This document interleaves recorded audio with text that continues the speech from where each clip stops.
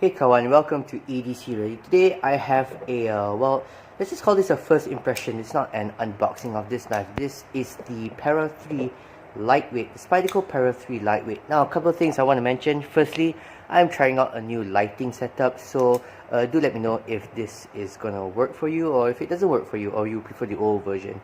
Next thing, this is a new background. It is a floor tile that I got from a friend, by the way, and then I'm gonna use it as the background. And one final thing to talk about is that I bought this knife from the guys over at Thomas Tools. If you guys want to know, thomas-tools.com.my. If you guys want to know where you can get your knives, there are a lot of places you can get in Malaysia, but this one in particular I bought from Thomas Tools. Okay, so without further ado, let's talk about the first impressions. Now, I've had this knife for about about 20 minutes, so I don't have much information, much detail about this knife, but I just want to let you guys know like how I feel in my first impressions. First of which, I really like this pocket clip. Sometimes the Spyderco wire clip has like these sharp corners up here, and it really creates a bit of a hot spot. But this one, they did something different.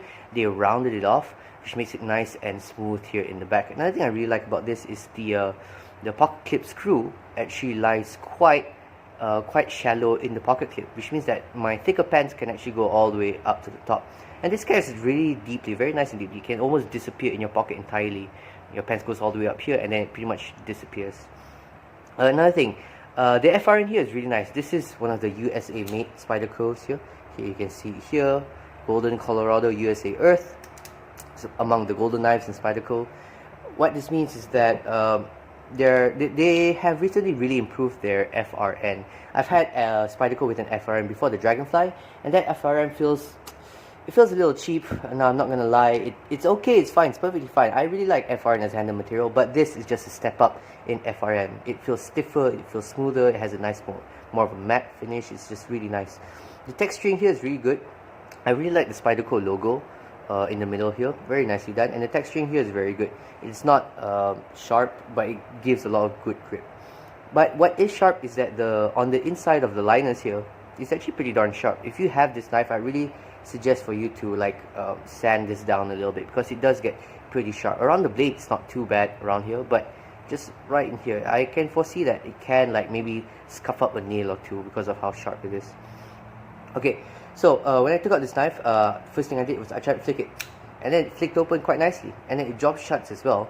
All you gotta do is squeeze this compression lock, and then it drops shuts. This is my first ever compression lock. So far, I'm okay with it. I really like it. After I spend more time with it, I can tell you guys if I like it or not. Unfortunately, it does feel a little bit gritty. I have not taken it apart. I have not done any maintenance, but once you squeeze this, it does free swing.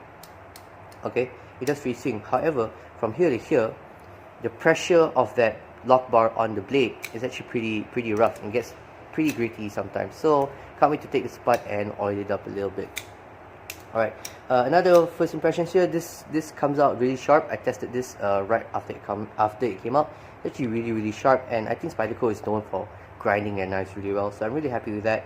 What else? The jibbing here gives good traction, but it's not as sharp as I would say the Dragonfly one. The Spyderco Dragonfly jimping was a little bit too sharp in my opinion. This one is a little bit nicer, a little bit more neutral. Alright, so yeah, that's it. That is my first impression. I still need to get used to the compression lock, but I am now going to take this apart, and once I do the disassembly, I will share that with you guys.